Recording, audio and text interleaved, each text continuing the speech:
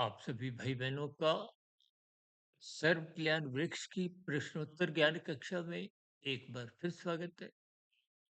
आज की चर्चा प्रसारित कोई वीडियो है जिसमें हमने सुखों में एक बिगाड़ की स्थितियों को और दुखों में एक सुधार की संभावनाओं का जिक्र करते हुए चर्चा रखी थी। तो किसी भाई बंधु ने उस पर थोड़ी आपत्ति सी जताई है। देखिए, जब जब आपके हमारे जीवन में दुख आते हैं, यूँ तो देखिए दुखों का कारण आपके हमारे किए गए स्वयं के ही कर्म होते हैं। किसी पड़ोसी के नहीं, किसी परिवार के अन्य सदस्यों से नहीं। हालाँकि शास्त्रों में त्रिविध ताप का जिक्र आता है, क्योंकि सभी मनुष्यों को कर्म करने की स्वतंत्रता है।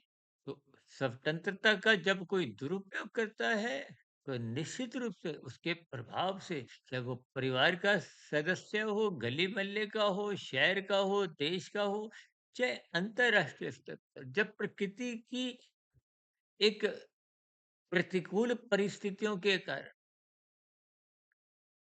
लेकिन मूलभूत रूप से परमात्मा की व्यवस्था में कर्मफल सिद्धांत के अंतर्गत आपको अपने ही किए गए कर्मों का फल भोगना होता। भोगने का अभिप्राय दुखमय स्थितियों से है। कानून का उल्लंघन करने की स्थितियों के कारण भी है। अक्सर मनुष्य पाप कर्मों को तो किसी हद तक स्वीकार कर लेता है। कानून का उल्लंघन करने की स्थितियों को हल्केपन में लेता है। अभी तो देखिए कलयुग में कुछ ऐसी स्थितियां, झूठ, छल, कपट, ठगी, हेरा फेरी, अनीतिगत कार्य, आजकल तो डिजिटल अपराध बढ़ते जा रहे।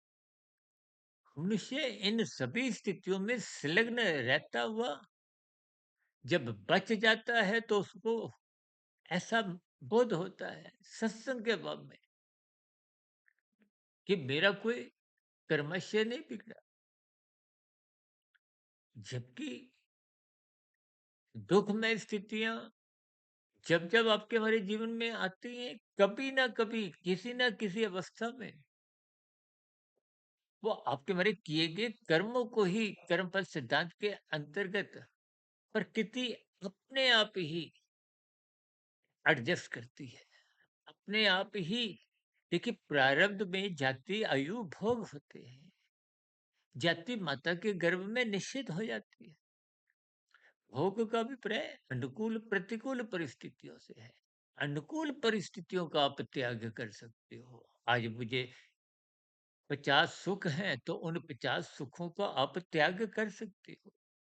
भले ही उन सुखों की प्राप्ति के लिए मैंने कर्म किए थे। जब कर्म किए थे तब सकामता थी, अज्ञानता थी, संसारी भोगों को पाने की, भोगने की एक विशेष प्रबलता मन बुद्धि के स्तर पर बनी हुई थी। लेकिन जैसे-जैसे ज्ञान में स्थितियाँ बनती हैं, परमात्मा की व्यवस्था में प्रकृति के भोगों से ज्ञान पूर्वक वैराग्य जगता है, तो मनुष्य उन पदार्थों को अमर्यादित संग से भोग दृष्टिकोण से नहीं जीता। और ये जो हमने सुखों में बिगाड़ की स्थितियों का जिक्र किया था, अक्सर देखिए जब जब आपके हमारे जीवन में सुख आते हैं, तो भोग वृत्तियां नाचने लगती हैं। भोग वृत्तियां नाचते नाचते आप परमात्मा स्थितियों में आते हो। परमात्मा स्थितियों में गुरु के प्रवचन, शास्त्रों का स्वाध्याय, यानी कि परमात्मा की विस्मृति होने ही लगती है। कलयुग में आप और हम अपने स्वयं के इन सभी अनुभवों को कहीं ना कहीं ताक झाक कर सकते हो।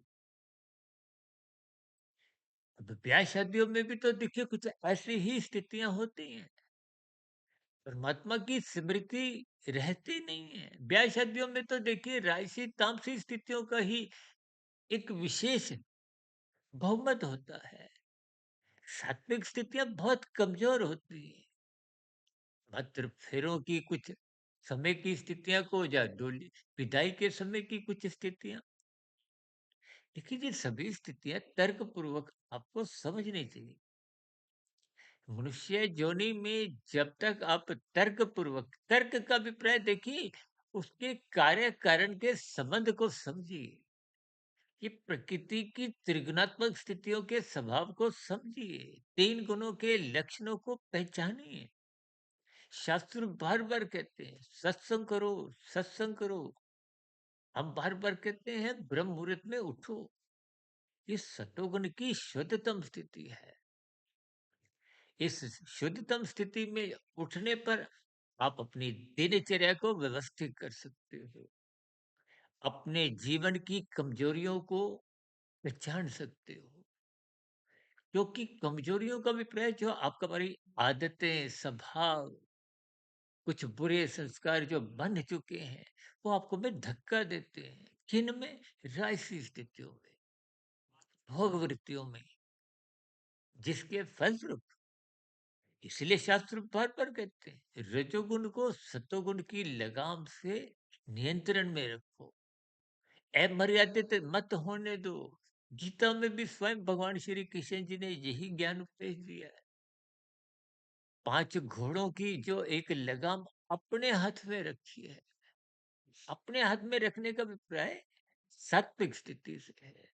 परमात्मा तो देखिए विशुद्ध सत्वगुणी सत्ता है। गुरु भी एक विशुद्ध सत्वगुणी सत्ता है। गुरु का अभिप्राय देखिए मायातीत महापुरुषों की स्थिति से है, जिनके स्थूल शरीर के रहते रहते कारण शरीर 100% शुद्ध हो जाता है। हम तो देखिए अपनी स्थितियां को एक साधारण स्तर पर आपका आध्यात्मिक मित्र से ही संबोधित इसीलिए करते हैं। कैसे? आपकी एक मायाबद्ध की स्थिति है, वैसे ही मेरी स्वयं की भी मायाबद्ध की स्थितियां ही हैं। लेकिन जैसे जैसे शास्त्रों की जो बातें तर्क संगत मुझे समझ आती है, उन्हीं को ही मैं समझाने का एक प्रयास करता हूँ। त्रुटियां हमसे भी होती हैं, इसलिए हम बार बार कहते हैं, इन सभी वीडियो को आप ब्रह्म मुहूर्त में एकाग्रचित्त होकर सुनो। जहाँ कहीं आपको कुछ कमी लगती हो, कोई मेरी कही गई बातें तर्कपूर्वक ना लगती हो, उन पर प्रश्न रखिए, उन्हें सुझाव रखिए। कोई शिकायत जैसी स्थितियाँ हो, तो आपकी शिकायतों का भी हम बार-बार कहते हैं ना, आपकी प्रतिक्रियाओं का कमेंट्स बॉक्स में या प्रश्नोत्तर ज्ञान कक्षा में स्वागत है। देखिए, ये सभी स्थितियाँ बहुत ही स्वाभाविक हैं। इसीलिए हमने जिस किसी भी वीडियो में ऐसा कहा कि सुखों में अक्सर बिगाड़ होता है। बिगाड़ का अभिप्राय आपका हमारी आदतें बिगड़ती हैं, तुम्हारा स्वभाव बिगड़ता है, बुरे संस्कार बनते हैं। इन स्थितियों को भले ही आप शाब्दिक स्तर पर ना भी स्वीकार करें, लेकिन इन सभी स्थितियों पर आप मानसिक स्तर पर जब ईमानदारी से चिंतन करेंगे तो पाओगे। इसलिए शास्त्र बार बार कहते हैं, भोग विषयों में एक सावधानी बरती है। ये भोग विषय अचेत ही करते हैं। क्यों? क्योंकि भोग विषय तामसी होते हैं, आपकी इच्छाएं राजसी होती हैं। देखिए, ये गुणों का जो एक अध्ययन है, इनके लक्षणों को पहचानना चाहिए। गुण तो जड़ है, जड़ का अपना स्वभाव कभी बदलता नहीं है।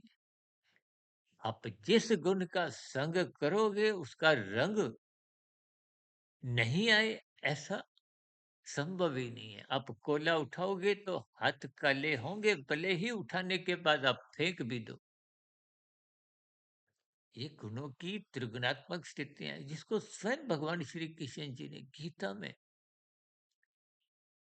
इनको एक गुणतम ज्ञान कहा है। हमने भी देखिए परमात्मा की प्रेरणा से, गुरुओं के आशीर्वाद से, ब्रह्म मुहूर्त समय विशेष में पिछले लगभग 6.5 वर्षों से अलग अलग विषयों को उठाते हुए इन 3 गुणों की त्रिगुणात्मक स्थितियों पर ही चर्चा रखी है। क्योंकि मेरे 3 शरीर, स्थूल शरीर, सूक्ष्म शरीर, कारण शरीर, इनका संबंध भी इन 3 प्रकृति के गुणों से ही है। स्थितियों को आप जितना जितना गंभीरता पूर्वक लेंगे, उतना उतना आपको इन सभी पंक्तियों के अर्थ समझ में आएंगे। स्वयं कुंती ने भगवान श्री कृष्ण जी से दुख मांगे थे, क्योंकि जब जब दुख पांडवों पे आए, परमात्मा भगवान श्री कृष्ण उनके संग बने रहे। जब जब सुख आते हैं, महात्मा किसी भी कारणवश उन स्थितियों से दूर हटने लगते हैं। ये मात्र एक संदेश है। यूं तो देखिए भागवत पुराण में भी ऐसा पंक्तियां कही कही गई हैं, जिसकी अक्सर भागवत पुराण की चर्चाओं में इन पर कोई चर्चा नहीं होती, कि परमात्मा जिससे प्रेम करते हैं उसका संसार छीन लेते हैं। संसार का अभिप्राय सुखों से है।